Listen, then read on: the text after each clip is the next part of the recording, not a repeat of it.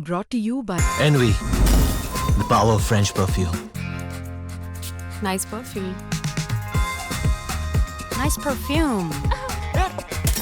Envy, the power of French perfume.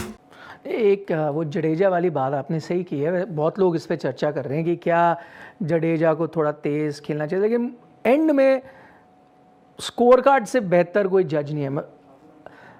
सबसे ज़्यादा run Jadeja ने बनाए, 61 रन उन्होंने बनाया। अगर उनको लगा उस वक्त वो सिचुएशन में वही बेस्ट अप्रोच थी, शायद इसके गिल्टी थे हमारे टॉप ऑर्डर बल्लेबाज, शायद इस पिच में उस अंदाज था खेलने का।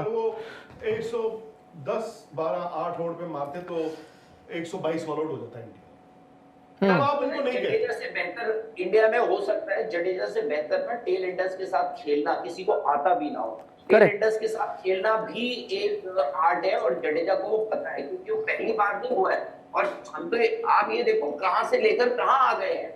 हो सकता है कि उनकी जगह कोई और होता।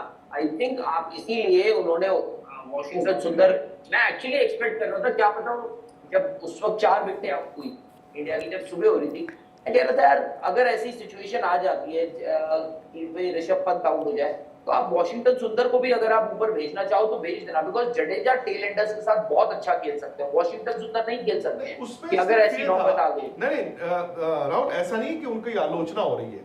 और भाई वही मतलब वो कहते हैं ना, हाँ कातिल भी तू और मुंसिफ भी तू वाली बात है। तो मैं ये कह रहा हूँ उस वक्त अगर मारते आउट हो जाते भाई, आप इतनी पास भी नहीं जाते। हाँ। धीमे धीमे, एंड देखो ये धीमे धीमे रन बनाना वाज नेक्स्ट टू इम्पॉसिबल, जो बनाते रहे। अबे क्या होता है ना, आपने इधर मारे 2 इधर मारे, जैसे वो फिर भी रन बन जाते हैं यार। क्या बुमराह और इनकी मतलब पार्टनरशिप हुई, सिराज और इनकी एक एक बॉल करते करते, ऐसा नहीं कि आउट हो रहे, कैच उठ रहे।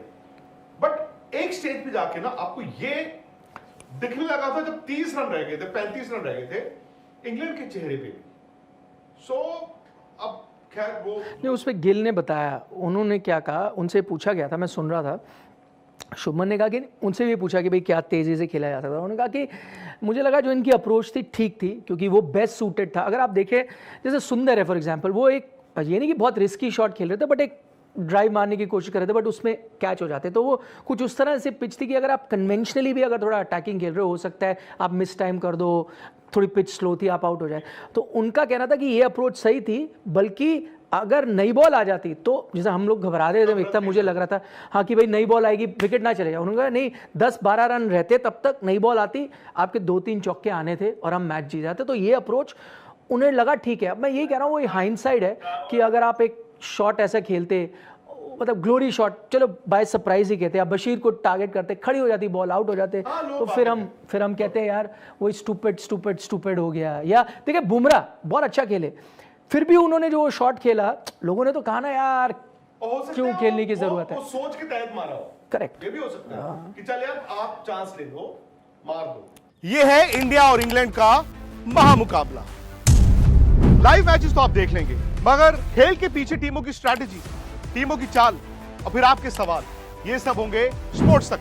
तो अभी तक अगर आपने स्पोर्ट्स तक तो सब्सक्राइब नहीं किया तो फटाफट सब्सक्राइब भी कर लीजिए और नोटिफिकेशन की घंटी भी बजा डालिए।